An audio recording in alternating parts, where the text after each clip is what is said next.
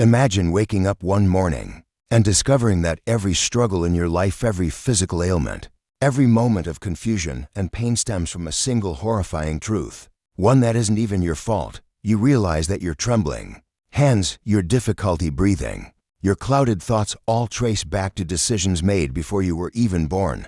Your parents, driven by an obsession with keeping bloodlines pure, have condemned you to a life of suffering. You discover that your mother is your cousin, your father is your uncle, your grandmother is also your great-aunt.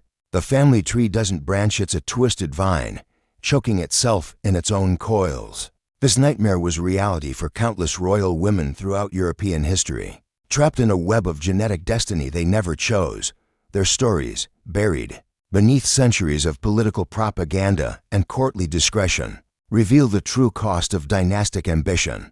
These women paid the ultimate price for their ancestors' belief that blue blood was somehow purer, more sacred, blessed by God Himself. For centuries, European nobility believed that marrying within their bloodlines would preserve their divine right to rule. They saw their aristocratic heritage as literally different from that of commoners' superior genetic material that must never be diluted. The practice became so entrenched that by the 16th century, European royal families were essentially one massive interconnected web of cousins marrying cousins, uncles marrying nieces, siblings producing children who would rule empires. What they created instead was a genetic catastrophe that echoed through generations. Our first story takes us to the perfumed halls of Fontainebleau in 1547, where a child is born who will never know a day without pain.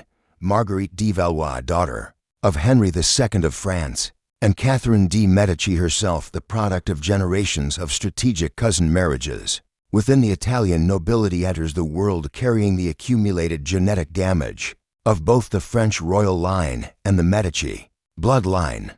The irony is cruel beyond measure. She bears the name of her great-aunt, the brilliant Marguerite de Navarre, poet and patron of the arts.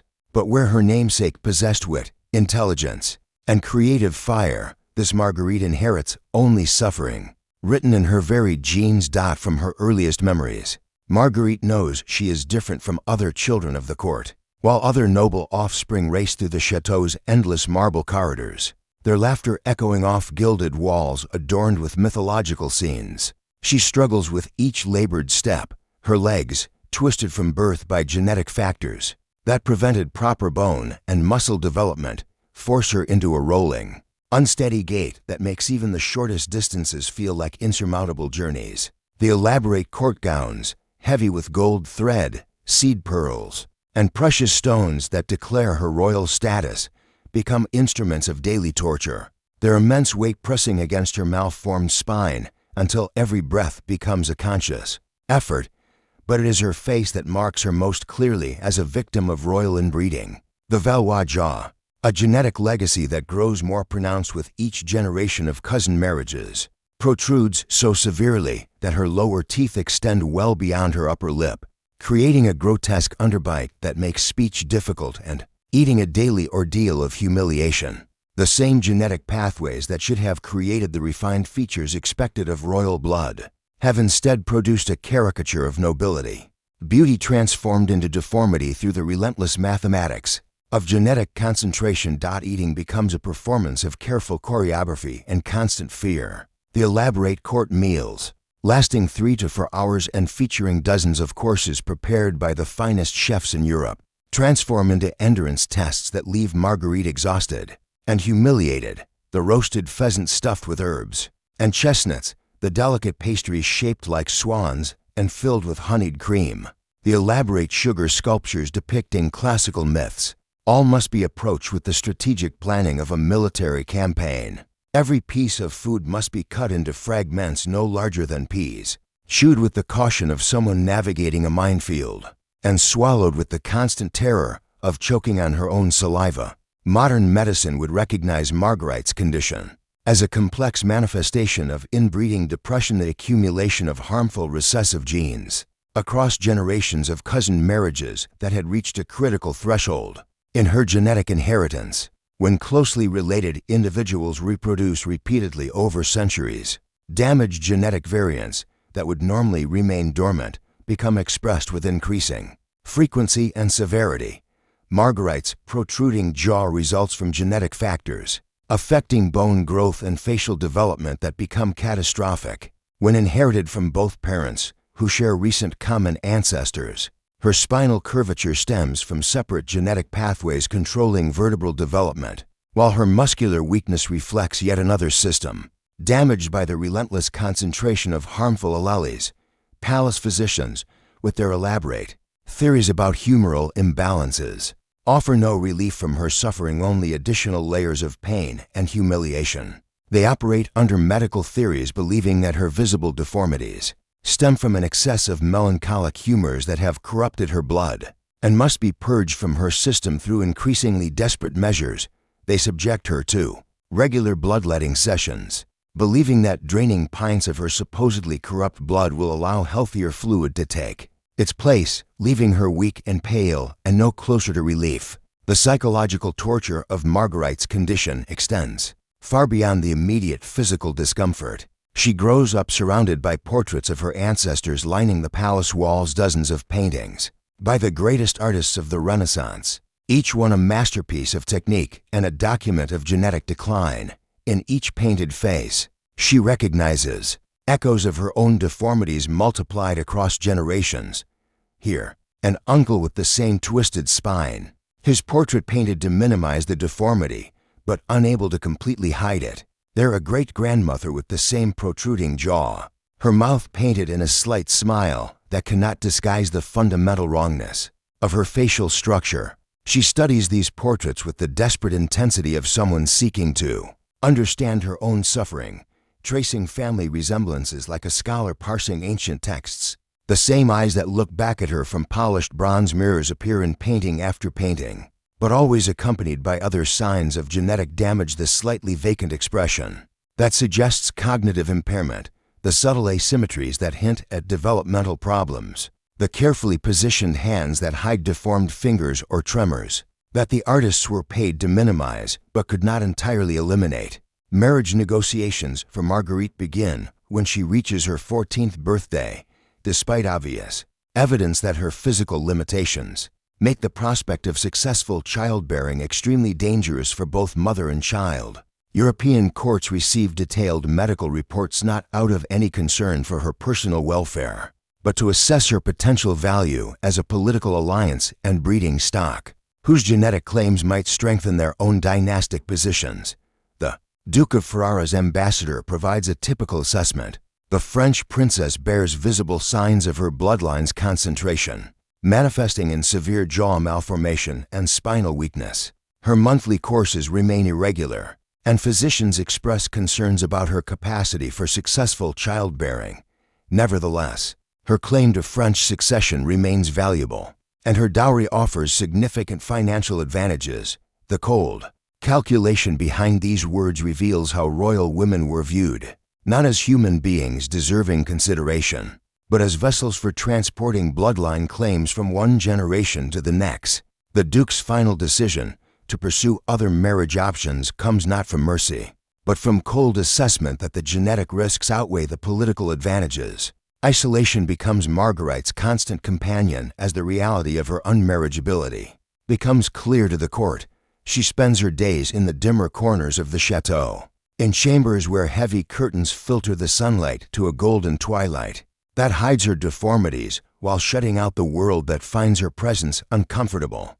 Her brilliant mind, one of the few aspects of her genetic inheritance that functions properly, finds solace in the chateau's magnificent library, where she reads voraciously in multiple languages, absorbing works of philosophy, theology, poetry, and natural history with an intensity born of desperate need for escape. Marguerite dies at 23, her body finally surrendering to the accumulated weight of genetic damage that had been building in her system since birth.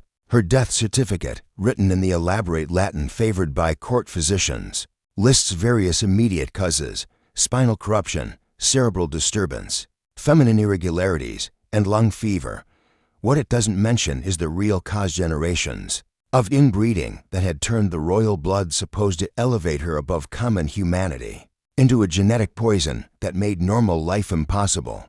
Our journey through the landscape of genetic tragedy continues in the grey stone halls of the Tower of London, where in 1318, during one of the coldest winters in English memory, another victim of royal inbreeding draws her first labored breath. Eleanor Plantagenet, daughter of Edward II and Isabella of France, a marriage that had been arranged to cement peace between England and France, but which also united to bloodlines already weakened by generations of strategic cousin unions, inherits the accumulated genetic damage of both the English and French royal houses. Eleanor's birth itself nearly claims 2 lives instead of bringing one into the world.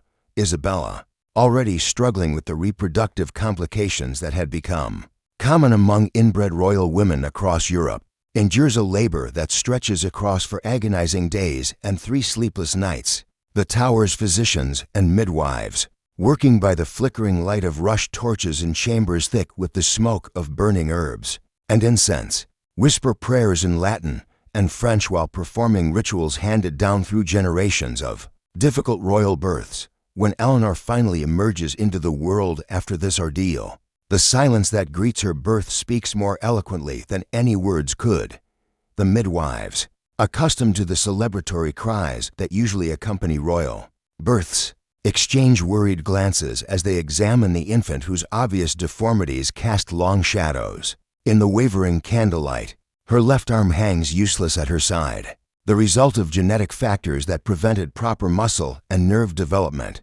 During her time in the womb, her breathing comes in rapid, shallow gasps that never seem to provide adequate oxygen. Her ribcage, malformed by the same genetic cascade that affected her limbs, cannot expand properly to fill her lungs with the air necessary for normal life. Modern genetics can explain Eleanor's condition with precision that would have seemed like magic to her medieval caregivers. Her symptoms represent the culmination of multiple harmful recessive alleles, reaching expression simultaneously. The mathematical inevitability of genetic damage, accumulating over generations of strategic marriages between closely related individuals. The Plantagenet line, through its centuries of strategic marriages designed to consolidate power and preserve bloodline claims, had been intermarrying with a limited pool of closely related families for over 2 centuries. Eleanor's arm weakness stems from genetic variants affecting muscle development that remain harmless when present in single copies, but become severely disabling when inherited from both parents. Her respiratory problems result from a different genetic pathway that controls ribcage formation, and lung development variants that cause minor asymmetries in healthy populations, but produce serious breathing difficulties when concentrated through inbreeding. Her frequent seizures, which begin in early childhood and increase in severity as she matures, reflect yet another genetic system damaged by the concentration of harmful alleles. Growing up in the royal court during one of the most politically tumultuous periods in English history, Eleanor quickly learns that her condition makes her both valuable as a political asset and vulnerable as a human being. Her seizures and developmental delays mark her clearly as a victim of royal inbreeding, yet her bloodline claims remain politically significant in a world where inheritance disputes can spark wars and dynastic marriages can forge or break international alliances. The daily reality of Eleanor's life involves constant adaptation to limitations that medieval society cannot understand, accommodate, or even properly acknowledge. The castle's stone staircases become treacherous obstacles when navigated by someone with compromised motor control and the constant threat of seizures. The elaborate court ceremonies that define noble life require levels of physical and mental stamina that Eleanor simply cannot maintain for extended periods. Most heartbreaking are Eleanor's moments of intellectual clarity, when her sharp mind recognizes the full scope of her genetic inheritance and understands the forces that have shaped her suffering. She studies the Plantagenet genealogies with the desperate intensity of someone seeking to solve the puzzle of their own existence, tracing the marriages that concentrated harmful genes through generation after generation of strategic unions, designed to preserve power rather than promote human welfare. The family records reveal a pattern that becomes more disturbing the deeper she investigates. Her parents are second cousins. Her grandparents were first cousins. Her great-grandparents shared the same grandmother, the family tree. Rather than branching outward in the natural pattern of human reproduction, curves inward on itself like a serpent swallowing its own tail, concentrating genetic material that should have been dispersed across diverse bloodlines into an ever-tightening spiral of shared inheritance. The medical treatments that Eleanor endures throughout her life reflect both the primitive understanding of her time and the systematic dehumanization that medieval society applied to those whose conditions they could not comprehend or cure. Court physicians subject her to regular purging sessions designed to expel the corrupt humors they believe are causing her symptoms. They burn specific herbs on her skin during seizures, believing that the pain will drive out the demons they assume are possessing her body. They force her to drink concoctions of mercury, lead, and antimony that poison her digestive system while supposedly correcting humoral imbalances. Marriage negotiations for Eleanor begin when she reaches her 15th birthday. Despite overwhelmingly clear evidence that her genetic condition makes pregnancy extremely dangerous for both mother and child, the same genetic factors that cause her seizures and motor difficulties also affect her reproductive system, creating hormonal imbalances and structural abnormalities that make conception unlikely and childbirth potentially fatal. The Earl of March's representative provides a typical assessment. The Plantagenet princess bears visible signs of her bloodline's concentration, manifesting most clearly in seizures of the falling sickness and pronounced weakness of her limbs. Nevertheless, her claim to Edward's succession remains legally valid and politically valuable. While her dowry offers substantial financial advantages, Eleanor's eventual marriage to a distant cousin produces tragically predictable results. The ceremony itself becomes an ordeal when Eleanor suffers a severe seizure during the formal exchange of vows, collapsing before the assembled nobility in a public display of the genetic damage that both families have preferred to minimize or ignore. The marriage brings happiness to neither party and serves primarily to illustrate the human cost of treating people as political commodities. Most tragically, Eleanor's 3 pregnancies end in miscarriage. The genetic incompatibilities between closely related parents carrying similar harmful alleles, making successful reproduction virtually impossible. Each pregnancy loss takes a devastating toll on her already fragile health, while deepening the depression and anxiety that accompany her neurological condition. Eleanor's final years play out in increasing isolation as her condition deteriorates and her political value diminishes. She spends her last decade confined to a tower room in Westminster Palace, attended by a small staff of servants who help her navigate daily tasks that her compromised motor skills and frequent seizures make impossible to manage independently. She dies at 38, officially from lung fever brought on by the damp English climate, but truly from the accumulated neurological damage caused by genetic factors that turned royal blood into poison. The scene shifts to the glittering, excessive Versailles in 1661, where the most powerful court in Europe provides the backdrop for another genetic tragedy, unfolding behind masks of political pageantry and artistic magnificence. Isabella Bourbon, daughter of Louis XIV's brother Philippe, Duke of Orleans, and his cousin Henrietta, and of England, a marriage that concentrated centuries of Bourbon genetic damage into a single bloodline while serving the diplomatic purpose of cementing the alliance between France and England, represents the culmination of French royal inbreeding. Born into the most powerful and culturally sophisticated court in Europe, Isabella possesses wealth and privilege beyond the imagination of most human beings, yet suffers from genetic conditions that make her daily existence a torment of physical and psychological pain that no amount of material luxury can alleviate. Her birth occurs during the height of Louis XIV's reign, when Versailles represents the absolute pinnacle of European culture and political power. Isabella's early childhood reveals the telltale signs of severe inbreeding depression that no amount of luxury or medical attention can address. Where other royal children develop according to predictable patterns, Isabella struggles with basic motor functions that should be automatic. Her hands shake uncontrollably, making simple tasks like holding a spoon, signing her name, or managing the intricate lacings of court dress into exercises in frustration and humiliation. Her legs, weakened by genetic factors affecting muscle development, cannot support her weight for extended periods. Most tragically, her cognitive development follows an irregular pattern that alternates between moments of startling intellectual clarity and periods of confusion and disorientation that leave her unable to follow even simple conversations or remember recent events. These episodes occur without warning and can last anywhere from minutes to hours, transforming her from an engaged participant in court life to a distant, almost absent presence.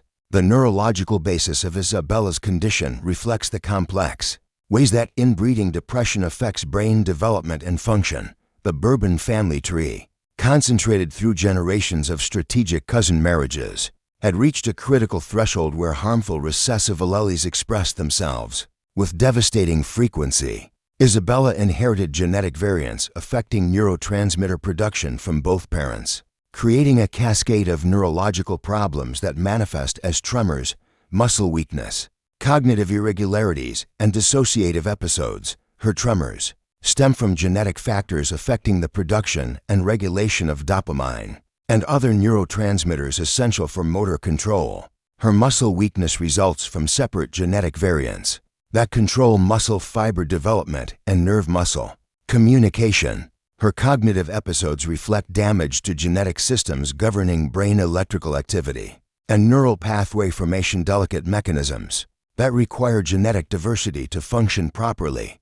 Court life at Versailles, with its emphasis on elaborate ritual, public display, and social performance, becomes a daily torture that transforms every aspect of normal human activity into potential sources of humiliation and physical pain. The morning levee, where members of the royal family dress before an audience of privileged nobles, exposes Isabella's tremors and physical limitations to dozens of critical observers whose political futures may depend on maintaining favor with the royal family. The elaborate court gowns, constructed from silk brocade woven with gold thread and decorated with thousands of seed pearls and precious stones, are designed to display wealth and status rather than accommodate physical disabilities. Their immense weight strains Isabella's weak muscles, while their tight lacings compress her already compromised respiratory system until breathing becomes a conscious effort that leaves her dizzy and exhausted.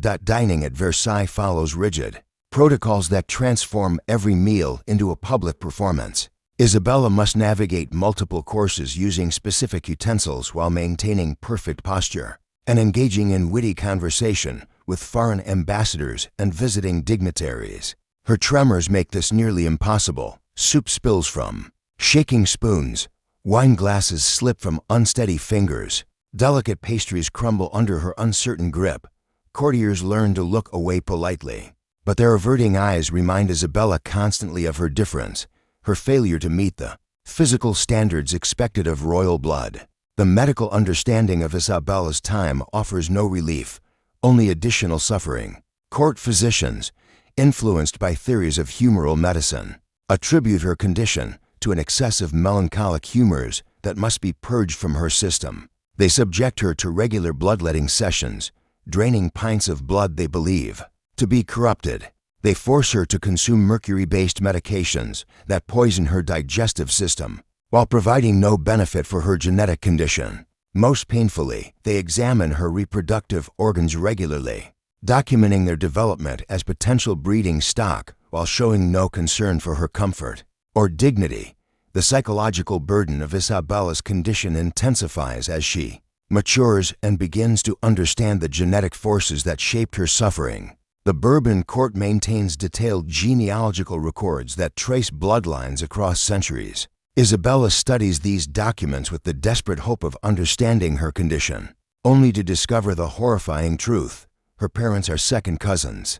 Her grandparents were first cousins, and her great-grandparents shared the same grandmother. The family tree reveals a genetic funnel that concentrated harmful traits through generation after generation of strategic marriages.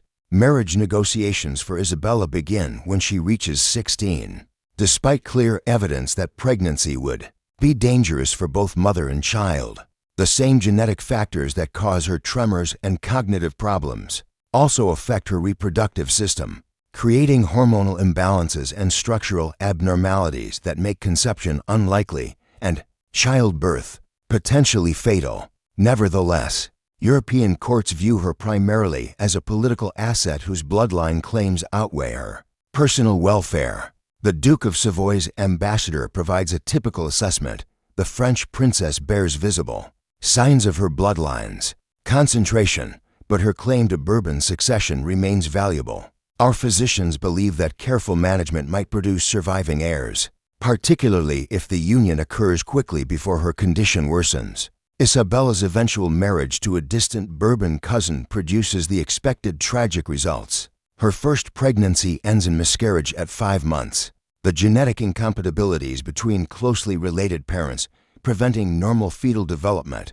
Her second pregnancy lasts longer, but produces a stillborn child whose deformities are so severe that court physicians forbid anyone from viewing the body. The trauma of these failures, combined with her existing neurological condition, pushes Isabella toward the complete psychological breakdown that will define her final years. The isolation that characterizes Isabella's later life reflects both her physical limitations and the court's discomfort. With visible evidence of inbreeding's consequences, she spends increasing amounts of time in private apartments, attended by servants who help her with tasks her tremors make impossible. Her cognitive decline accelerates, periods of confusion becoming longer and more frequent until she recognizes few people and remembers little of her daily experiences. Isabella dies at 29, officially from brain fever, but actually from the accumulated neurological damage caused by genetic factors that turned royal inheritance into a death sentence. Her passing is barely noted in court records. She had already been forgotten, erased from public memory as an inconvenient reminder of the price paid for bloodline purity. In 1389, Catherine Plantagenet draws her first breath at Kenilworth Castle during England's turbulent late medieval period.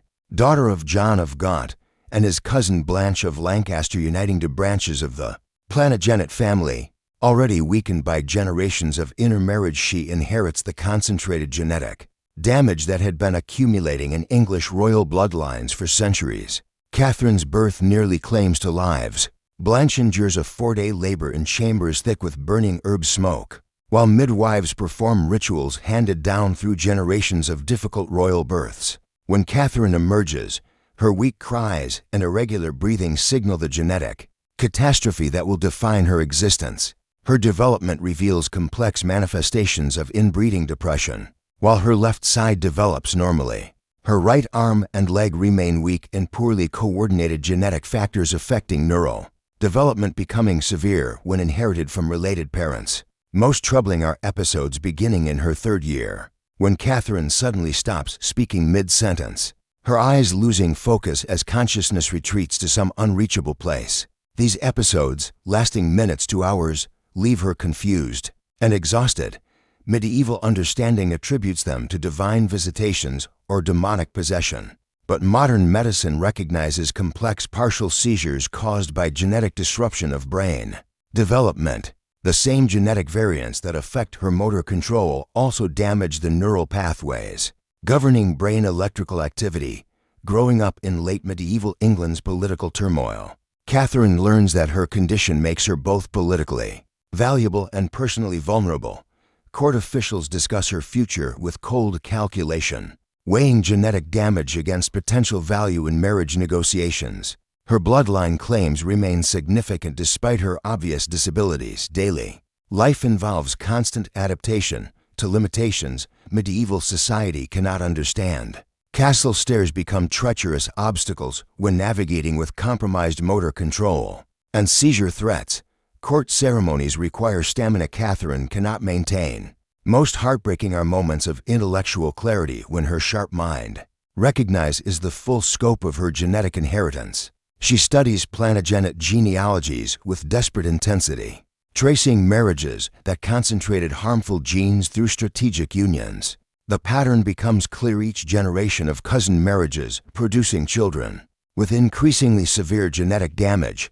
Her parents are second cousins, her grandparents first cousins, her great-grandparents sharing the same grandmother. Medical Treatments reflect primitive understanding and systematic dehumanization. Physicians force purging sessions to expel supposed corrupt humors. They burn herbs on her skin during seizures. Believing pain drives out demons, they examine her body with clinical detachment, documenting her condition as specimen study rather than treating a suffering human being. Marriage negotiations begin early despite obvious pregnancy dangers. Court officials calculate political benefits against genetic risks, treating Catherine as breeding stock, whose individual welfare matters less than dynastic advantage. Her eventual betrothal to a cousin showing parallel genetic damage produces predictable tragedy. The engagement ceremony becomes an ordeal when Catherine suffers a severe seizure during formal vows, collapsing before assembled nobility in public display of genetic damage both families prefer ignoring. Marriage brings no happiness. Seizures intensify under stress. While motor difficulties make married life nearly impossible, 3 pregnancies end in miscarriage. Genetic incompatibilities preventing successful reproduction between closely related parents. Each loss devastates her fragile health while deepening depression and anxiety accompanying her neurological condition. Court physicians blame her defective feminine nature. Rather than recognizing genetic causes, Catherine's final years play out in increasing isolation as her condition deteriorates and political value diminishes. She spends her last decade confined to castle chambers, attended by servants helping with tasks her compromised motor skills make impossible. She dies at 26 from falling sickness, but truly from accumulated neurological damage, turning royal blood into genetic prison. To comprehend these women's suffering, we must examine the genetic science explaining their conditions. When closely related individuals reproduce, children face increased risks of inheriting to copies of harmful recessive genes. In diverse populations, dangerous variants remain hidden, masked by normal copies from unrelated parents. But when cousins marry cousins across generations, harmful genes accumulate exponentially. This inbreeding depression affects virtually every biological system. Visible deformities represent only obvious manifestations of genetic damage. Hidden beneath lie compromised immune systems, disrupted hormone production, neurological abnormalities creating health problem cascades throughout affected lives. The mathematics of genetic inheritance reveal why royal inbreeding inevitably produced tragic results. Each person carries 2 copies of every gene, one inherited from each parent. When parents are closely related, they share many genetic variants, increasing probability that children will inherit 2 copies of harmful recessive alleles. First cousin marriages increase this risk moderately, but when cousin marriages continue across multiple generations, genetic damage accumulates exponentially. Royal families practiced strategic intermarriage for centuries, creating genetic bottlenecks, concentrating harmful variants while eliminating beneficial diversity. By late medieval periods, European royal bloodlines had become so inbred that genetic coefficients often exceeded brother-sister matings. The specific genetic pathways affected by concentrated inbreeding explain the particular suffering experienced by women like Marguerite, Eleanor, Isabella, and Catherine. Neurological development depends on precise genetic regulation of neurotransmitter production, neural pathway formation, and brain structure development. When multiple genetic variants affecting these processes reach expression simultaneously, results range from learning disabilities and seizure disorders to severe cognitive impairment and motor dysfunction. Skeletal and muscular development follow. Similarly complex genetic pathways disrupted by inbreeding. Jaw protrusions, spinal curvatures, and limb deformities common among royal families result from genetic variants affecting bone growth, cartilage development, and muscle attachment points. These variants cause minor asymmetries when present in single copies, but produce severe deformities when inherited from both parents. Perhaps most tragically, reproductive problems plaguing royal women stem from genetic factors affecting hormone production, organ development, and fetal viability. Inbred populations show dramatically increased rates of miscarriage, stillbirth, and infant mortality not because of medical ignorance, but because genetic incompatibilities make successful reproduction increasingly difficult as inbreeding intensifies. What makes these stories more tragic is how the system perpetuated itself despite overwhelming evidence of destructive effects. Royal courts maintained detailed records documenting health problems plaguing inbred bloodlines, yet continued arranging cousin marriages for political advantage. Court physicians wrote extensive reports on physical and mental health problems affecting royal children, yet these documents were treated as medical curiosities rather than warnings about genetic catastrophe. The Catholic Church, which possessed both authority and theological justification to forbid such genetically dangerous unions, instead provided dispensations, making even closely related marriages legally and religiously acceptable. Church doctrine held that royal bloodlines were divinely ordained, making preservation of their purity more important than preventing human suffering. Even affected families perpetuated cycles, raised believing royal blood made them superior to commoners. They didn't understand they participated in genetic destruction, while believing they preserved something sacred. The political logic driving these marriages made perfect sense within medieval and early modern European politics. Marriage served as primary tool for cementing alliances, ending wars, and securing succession claims. Royal families viewed genetic damage as acceptable cost for political advantage, particularly since suffering fell primarily on women whose individual welfare mattered less than their reproductive function. Medical establishment, lacking understanding of genetics, attributed problems to moral failings, divine displeasure, or supernatural causes, allowing destructive practices to continue even as evidence accumulated. The women whose stories we explored: Marguerite, struggling with deformed jaw at Fontainebleau; Eleanor, hiding seizures in medieval castles; Isabella, trembling through Versailles ceremonies; Catherine, disappearing into neurological episodes at Kenilworth, were real human beings deserving better than genetic destiny imposed by political ambition and genealogical obsession. Their suffering wasn't meaningless. Documentation of their conditions, preserved in court records and medical texts, provided crucial evidence for modern genetics development. Tragic royal experiments in concentrated breeding gave science invaluable data about genetic isolation consequences, contributing to understanding of recessive inheritance, inbreeding, depression, and genetic diversity importance for human health.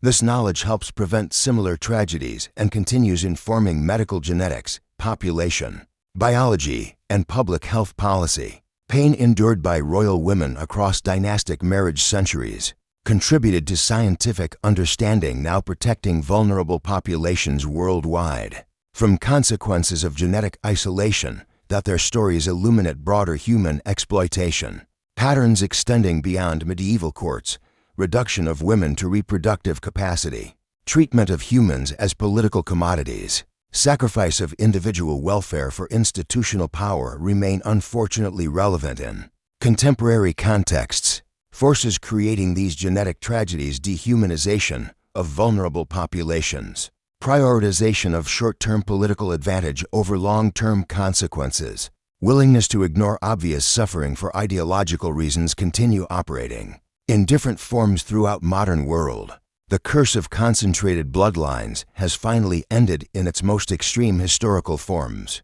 Modern European royal families practice strategic outmarriage, deliberately seeking genetic diversity rather than concentrating harmful variants. Mathematical understanding of genetic inheritance makes clear why inbreeding depression inevitably destroys isolated populations, regardless of social status or political power.